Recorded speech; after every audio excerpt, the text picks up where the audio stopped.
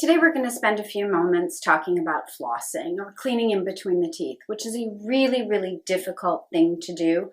So when you want to floss, you want to use a piece about an arm's length. So I use maybe about 18 inches of floss.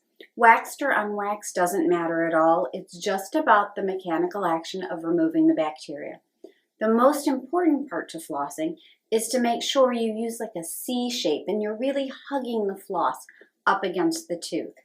Most people floss straight up and down in between the teeth, which is great if you're removing, a piece of food or something, but it's not going to actually break up the colonies of bacteria which cause the gingivitis and the gum disease.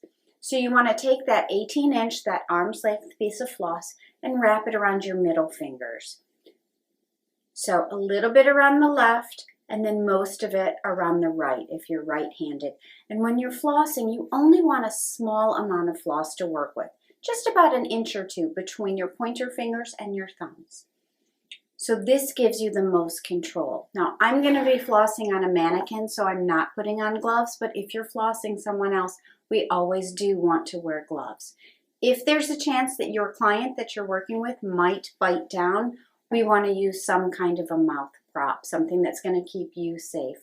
If you feel more comfortable, there are floss picks or other things that you can use in between the teeth to also floss or remove the bacteria.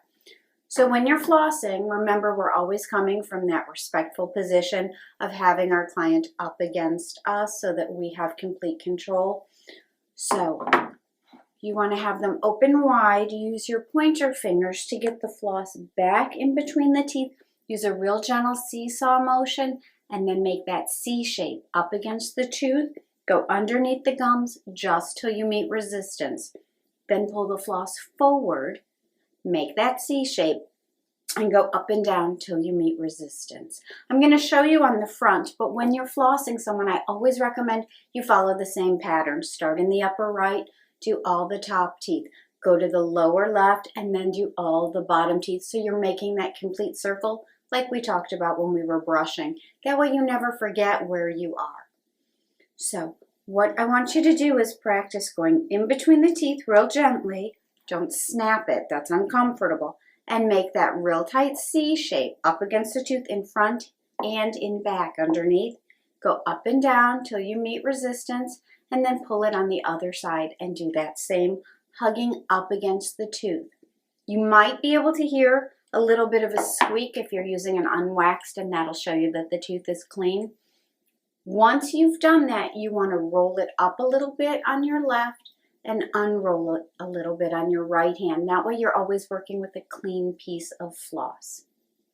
Okay?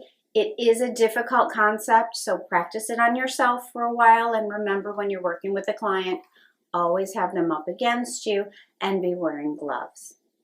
Thank you. Good luck.